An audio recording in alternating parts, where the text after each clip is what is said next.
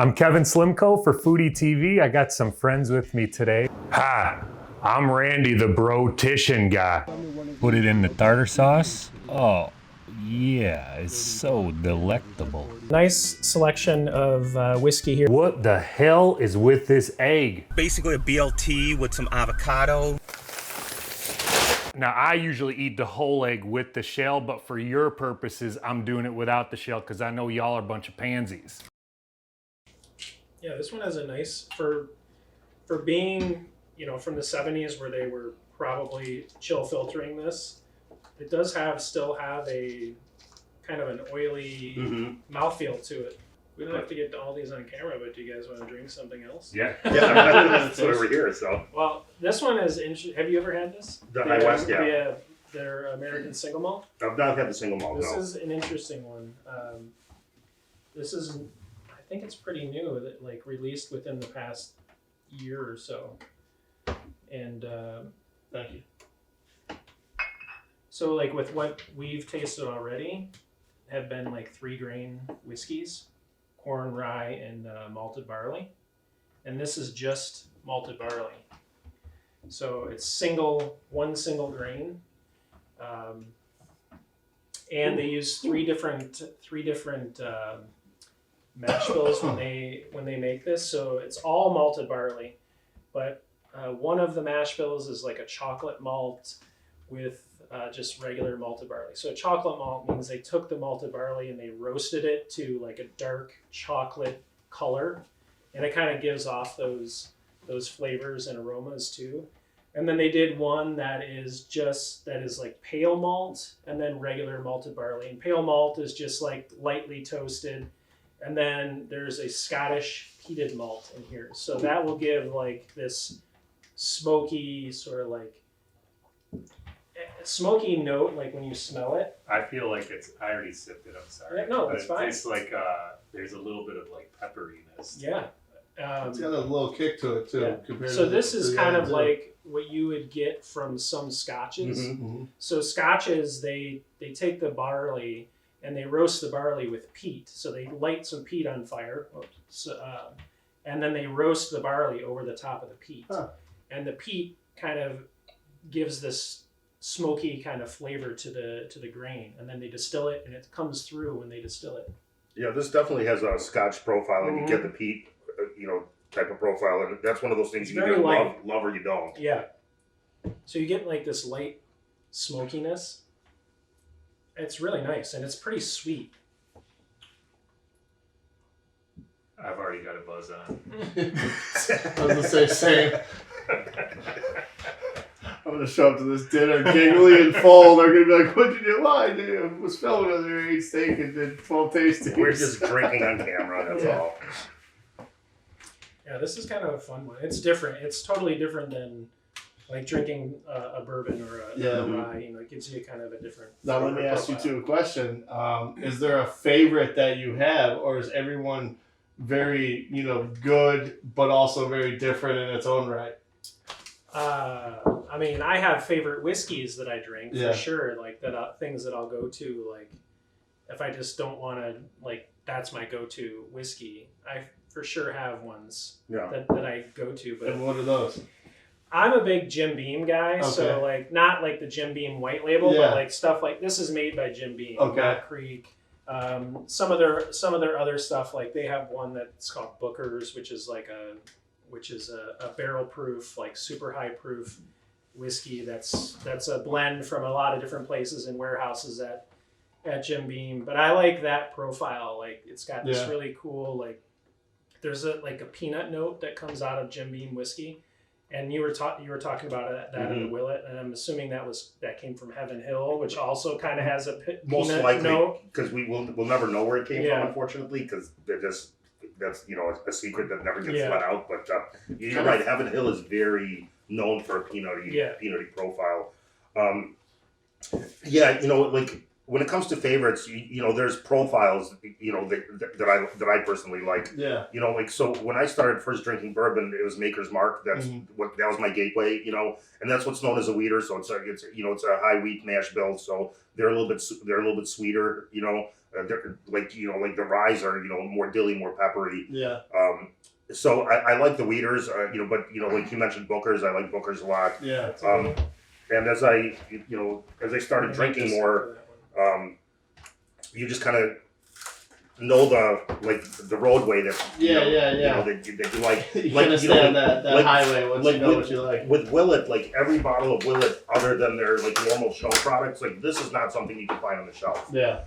So these are all single barrels. So each barrel is different. So like this bottle is different from this bottle, different from the next bottle. There's never two that are identical. Yeah. So some of them are very hit or miss. Everything I like Cheers about to you it. for sharing this because I know how special these are. I've never had it, but I've heard amazing things about this. Which one is this? This is the Old Crow chess piece. Okay, I'll show you what the original. It's no fun if you can't share it with people. Like. Yeah, that's kind of I was gonna say that's kind of the best part of the art, right? Is talking about it and sharing it. Well, and it's like food. It's like you sit down, you break bread, you have drinks. It's you bond. It's. So they came in like I have a better. So they came in like this set, like this. Oh, okay. Like all right, so chest, the like chest like a piece, chest set. Oh, that's sweet. And they're all full-size decanters, and like Lad said, they came with like a rug that was like a chessboard. Yeah. That came with them, and these are like coveted. Yeah. Decanters, and even like empty, people want these, but like. Yeah, full. If it's got whiskey in it, like they're hard to come by for sure. Yeah. And this is it. This is what we're drinking. Cheers to that. And like this is man. Cheers. This is known to be like some of the best whiskey. Oh yeah. I tell you what, I always hear people say smooth, and I know you're not supposed to do that. But this is very smooth. I was thinking the exact same thing, but I was trying not to say it because I've said it twice already. That's crazy good. Yeah, I remember like the first time I tried these, and I was like, oh my god, like I was like, I've been missing out, Yeah. Unbelievable. Just the smell too, like even on the empty glass. Mm-hmm. Like 86 proof, the flavor that comes out of this is crazy. What's one of the highest proofs that it goes up to? Oh, I've had stuff over 144 proof. Really? Yeah. So does it taste worse the higher the proof unless it's really good, or is there some type of a? It's so if you're not used to drinking like really high proof, like they're hot. They burn. But once you kind of get accustomed to it, and if it's balanced, you can pick out a lot of flavor nuances. Like I like really high proof stuff. Mm-hmm. But it could be high proof, and that's all you get, and that's just not a good balanced whiskey, Yeah. So it's all about balance, and you really should have something like on the nose. You should have something on the front end, on the mid palate, and then that finish. You want that finish to linger and last a long time after you swallow it.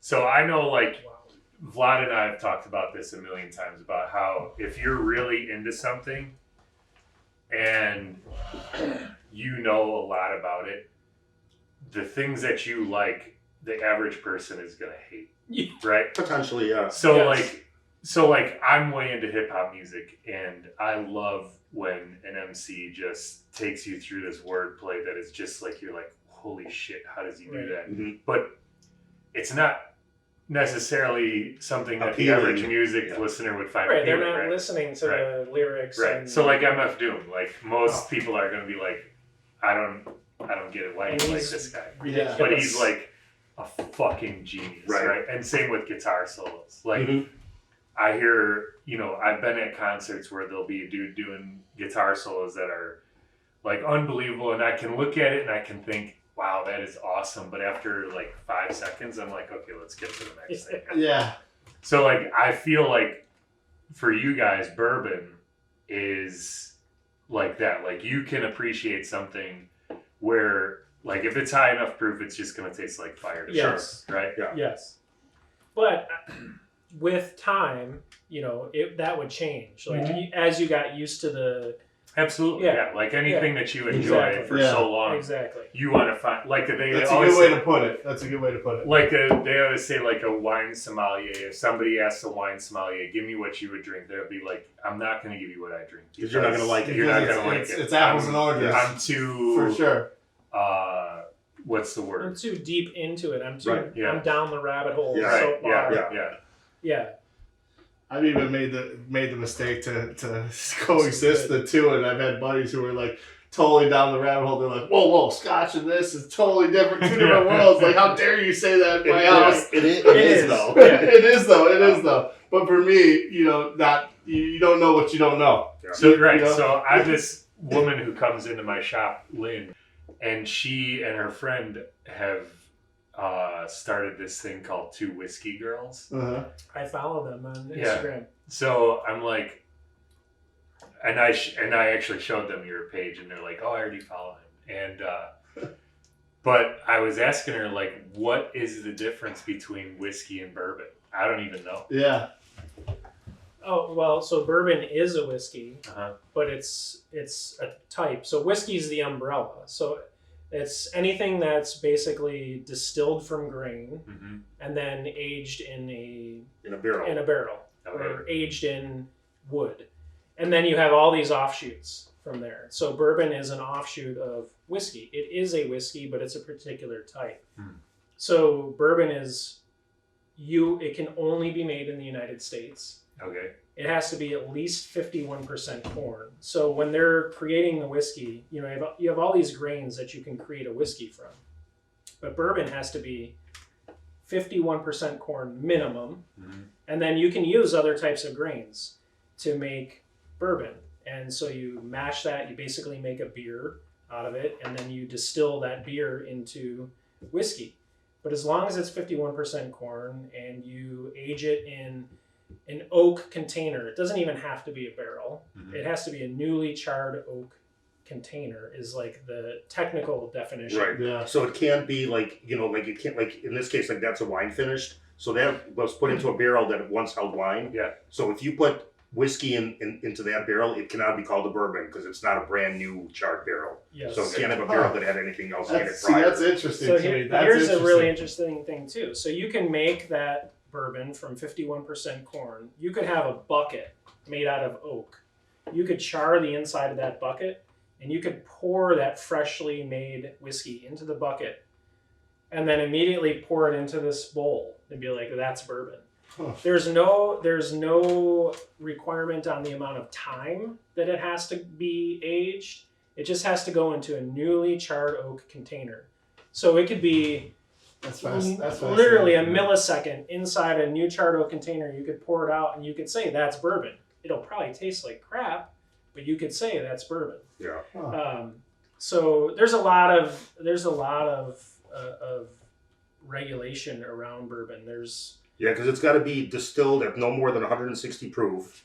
It's got to go into the barrel at no more than 125 proof. Yeah. And then, like it'll get, they'll water it down to get it to like 80 proof or 86 proof, or they'll leave it at barrel strength, and as it evaporates, that proof actually will go up. Goes up. Yeah. But when it gets put into the barrel, it's clear liquid. So it gets its color, it gets all its nuances from the barrel. Okay. And every one of these is very different in its own right, Yeah. right? Based on that Exactly. history or based on that ecosystem Yeah. that it kind of comes from. Yeah. Yep. Which is fascinating. And it's weird too for like a neophyte like myself. If I just had one bourbon one day and one bourbon another day, I wouldn't know the difference. Yeah. But because I have this, it's like, and you guys explaining it and giving me different tastes in the same day, I can totally tell the difference. Yeah. I think you're So selling yourself short. I there. agree. I think So- you can. I'm a tremendous slouch. I think you can. So let me ask you this: out of those, what have we had? 3 or 4 so far? Uh-huh. 3. Which one has been your favorite? I think the first one that Vlad gave us is my favorite, Yeah, or the that's first a one that damn Chris good gave one. us. The first two I felt Yeah. like the first one from Chris and the first one from Vlad I felt were my favorite so far. Yeah, for Mine- someone who doesn't drink any of this, I found them all very interesting in their own right. The first one, the red wine one, I could see myself kind of drinking. Yeah. Right? That's kind of a good introduction for someone because it kind of you don't get like it's not necessarily an aggressive like whiskey flavor. While it's there, you definitely have an influence of red wine. So Yeah, it's like a which good I like, one, which I can feel kind like of someone the smell. that doesn't really drink whiskey. This is a good one to kind of like give them to be like, hey, you know, try this. Ease into it, yeah, if you will. It's got some other stuff going on that you might recognize from like wine if you've had, you know, if you drink wine. You know, and it's funny, like, you know, because most of the stuff I have to get off of the secondary market, you know, and the prices of bourbon recently, and I don't know if you follow secondary at all. I don't, but I mean, I am aware of what's going on. The last year and a half, you know, so COVID happened, right? And people started not working, you know, and I'm thinking, you know what, I want to find some deals on bourbon. And the opposite happened. Right. Prices went up like 250% in the last year and a half. So, you know, we were talking about scotch. There's a bottle of scotch that went for like $80,000, which is just nuts, you know. Wow. But like these, like this particular bottle, I bought this decanter, I don't know, a year and a half ago for like $415, you know, off of somebody.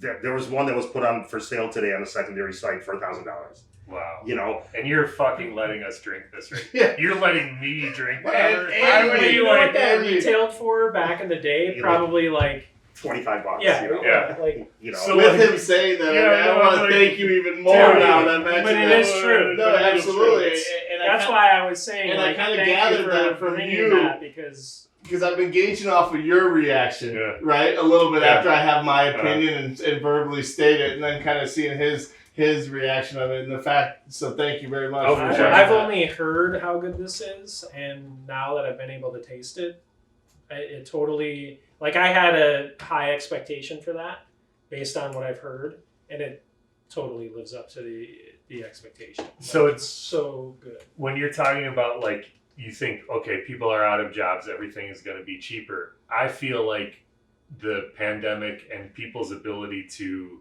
research things has done one or the other in an extreme. So, you think an educated consumer is going to be able to bring down the price because they know what it's worth, right? That's so not you what can't happened. sell some shit for a lot of money because they'll be like, oh, well, this is this. And what I always equate it to is baseball cards. I'll come back to that in a second. But what it also has done is the educated consumer has realized, like, okay, well, there's only so much of this stuff, and this is supposed to be the best stuff, right? So they went above and beyond as opposed to going below, and I'm sure there were things on the opposite end of the market that dropped in price, but the things that people really, really look to buy have gone up.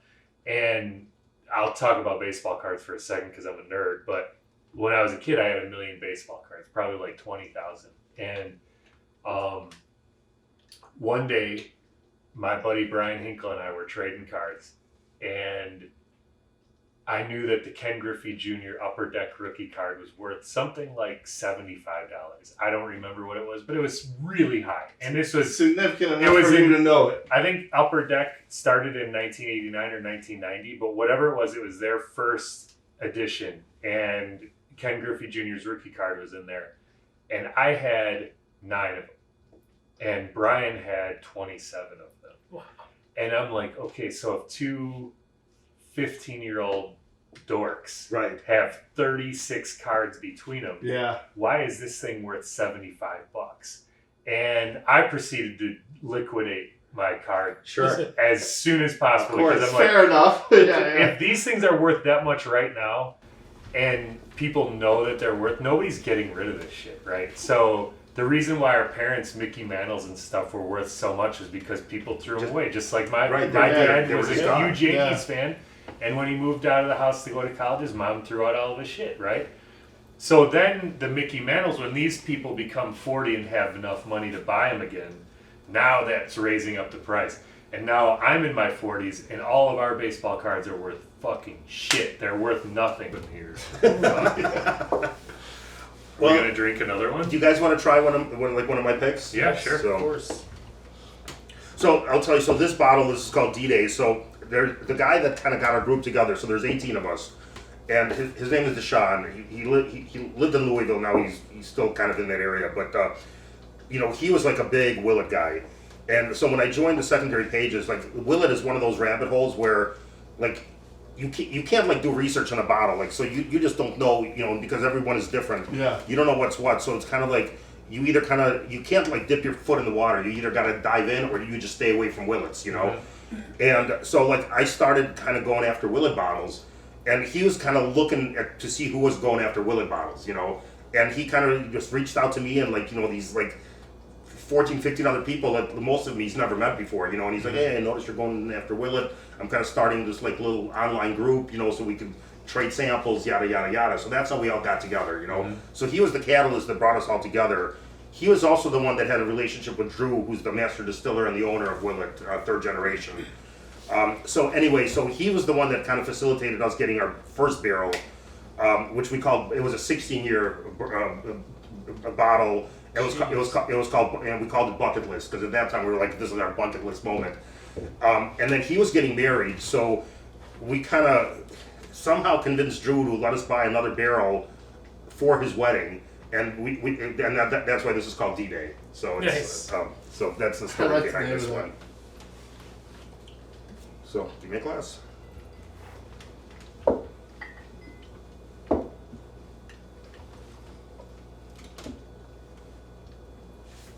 This one is. I think I used your extra 119. glass too. Sorry. Yeah, this is 8-year 119.8 proof. This is the D-Day? Yeah.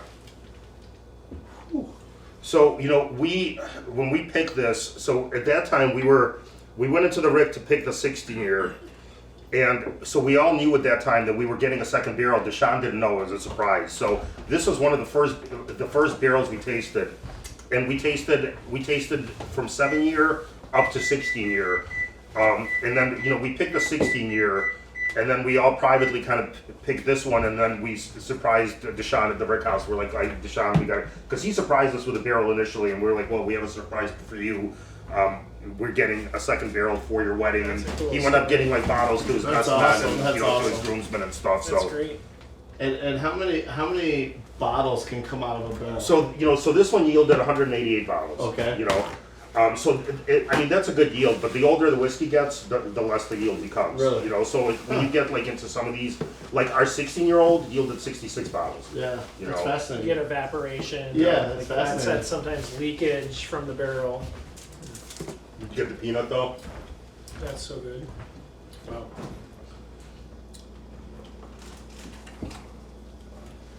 Yeah, that one's definitely got a kick to it. Yeah, there's a nice nuttiness. Whoops. Well, I will tell you a funny Story.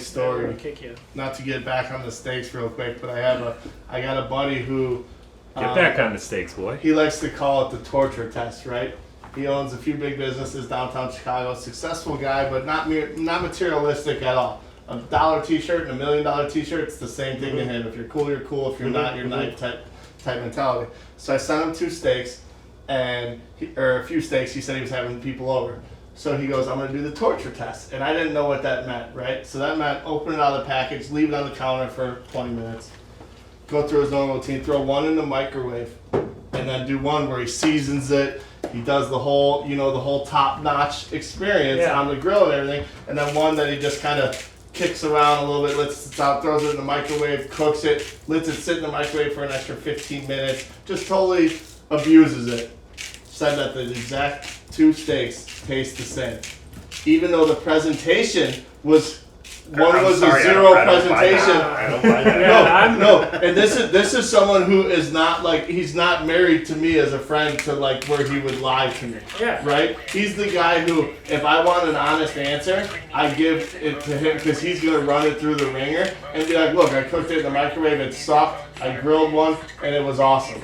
Right? He literally, and he fed it to a higher end group of people without telling them how he cooked each one. Obviously, the presentation here looked like shit compared to the presentation here. But to take all that away, the actual taste of it, he said they were very similar at the end in taste. I've never cooked a steak in the microwave. Me neither. I didn't even believe it that it could have been done. And I still never will. Exactly. But the whole point of that story is that was kind of like, give me your feedback on what you can do. And he goes, oh, I tried to cook it the shittiest way possible. And it was still good. He goes, I tried to screw it up as much as I could, and it was still decent enough to share with people. BA, we gotta have that challenge now. Well, the funny thing is he was telling me at a dinner the other night, and I didn't believe him. I'm going, yeah, right. Who just takes something like that and does it? He goes, well, I did it for you. You know, he's a funny character type of guy. And he turned it around and he goes, everything I do a torture test. And I was like, man, I need to get that like on the internet or like a review of that or something. Because I still didn't believe him. But then his girlfriend came in and he didn't say anything. And I asked her and she goes, oh, absolutely. She goes, he did everything in his power to make this steak taste shitty. And it was still decent enough to where you'd eat it. You know, presentation-wise, nothing compared to what it was. But taste, and I was like, that says something, you know? Yeah. That's pretty cool. Yeah.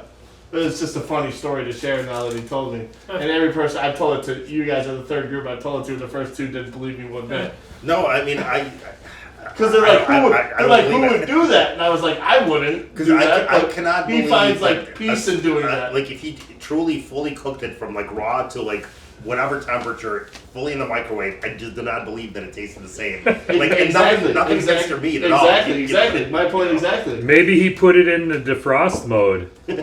You know, and it took like 2 days to cook. He was like, I even left it out, I did this, and then served them, and you know, people were saying, yeah, it's not as good as this coming off the grill that's marinated and this and that, but still, like, not bad. No.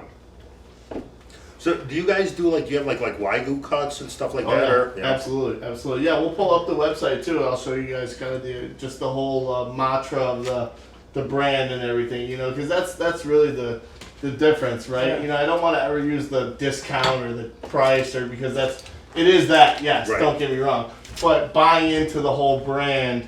And, you know, I mean, we got sayings on there like we got, you know, the Manhattan cut, we got the outfit, we got the biggest steak we got is called the tax evasion, you know, so we kind of play that whole theme, which is a fine line between like a cool brand and like corny. Mm-hmm. So we try to do a little bit of both, right. You know, so like we even got some, you know, we got pictures of a note from the concierge, you know, which is like Al Capone in the background in fine print. And there's like a letter from, you know, the Don, which is a fictional character, you know, so when we're at the end, when I say follow us on Instagram or, you know, steaksyndicate.com, tell them that the Don sent you. So my girls who work for me know that if someone sees that, they go, oh, the Don sent us. She knows where I kind of said that, right? And then we also, what's this one called?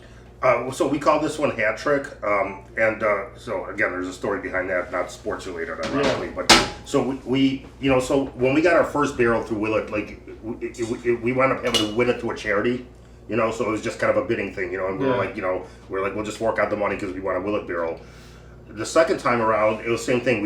We won a charity barrel, and we were at the Rick House, and we tasted, and we picked the barrel we wanted. And then Drew was like, he's like, well, you guys want to taste some older stuff? You want to taste some other stuff? So we were tasting, and he's like, well, if you guys want, you know, you could get a couple more barrels, you know. So so we got 3. So that was the third one we picked. So that's what we called it, Hat Trick. Yeah. You know, so. I like that. I actually love that they all have stories behind them too. I get such a kick out of that, you know. Yeah, we always have a really good time, and it's you know, I don't know, it's good people, you know. It's yeah. But you know, like now when we get together and like you know, Bourbon is part of it, but like I'm so excited to see these guys and to hang out with them. It's more about that than anything. You know? Bourbon kind of becomes the excuse. It's just the catalyst, you know. So you know, we do like we'll host a so like in September. Thanks, Ken. We host this thing. It's called Internet Friends Dinner. So it's everybody from the Facebook pages, from the Bourbon pages, and we all get together in Kentucky. There's like 60, 70 people. Yeah. And we do this, you know, we rent a room, and we do this big bottle share. So we have food catered, but everybody will bring like a high-end bottle, and you know, awesome. You know, so you've got like a table with like 50, 60 like crazy bottles, you know. So it's just. BA, can you move closer to Vlad? Yeah.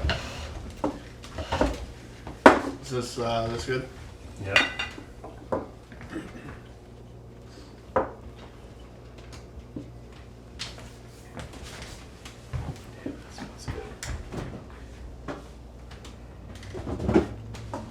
Yeah, and when we circle around and get everyone's information, so I'm going to gift each one of you guys a membership. Well, thank you so much.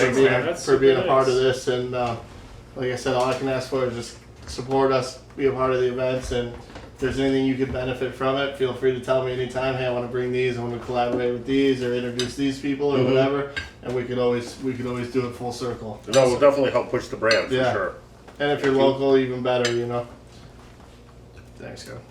Okay, so how do you want to cook? How do you want to cut these, Vlad? Just I don't know. Just start cutting them into strips, I guess. So this is a rosé cask finish bourbon.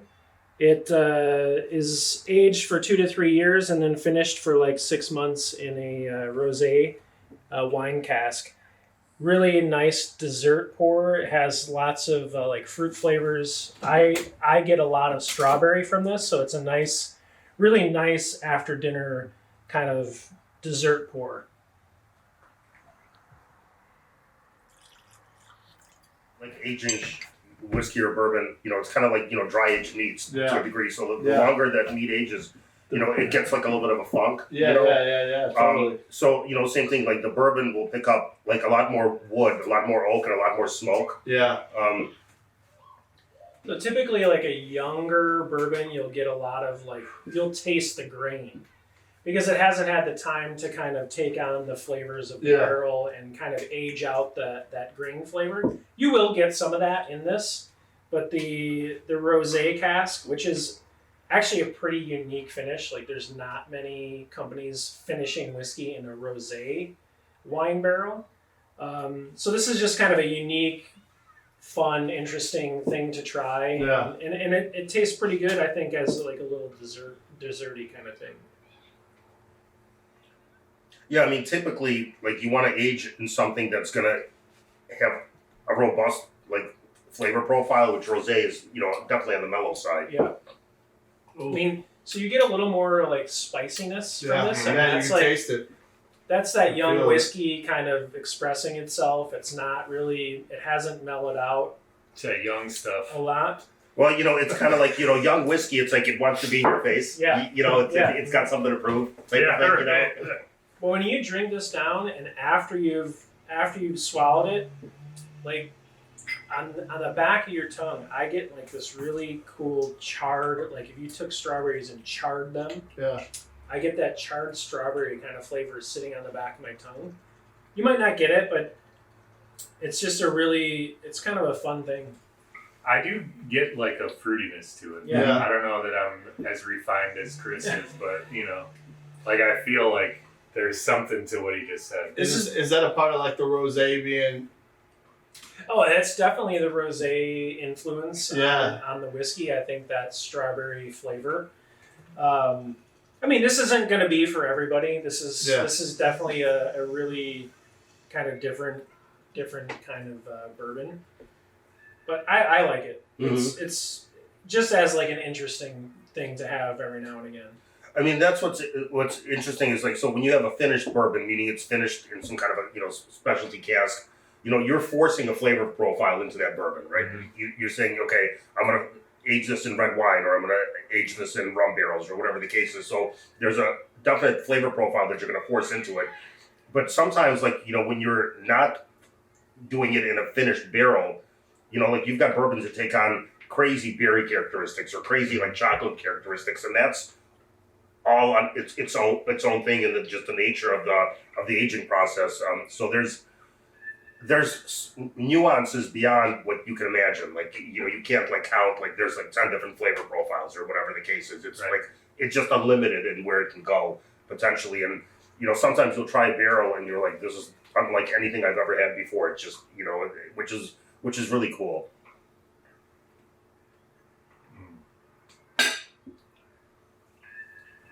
Yeah, this last one's pretty good. Yeah, it's kind of different. Yeah. So, Kev, which one was your favorite out of the tastings?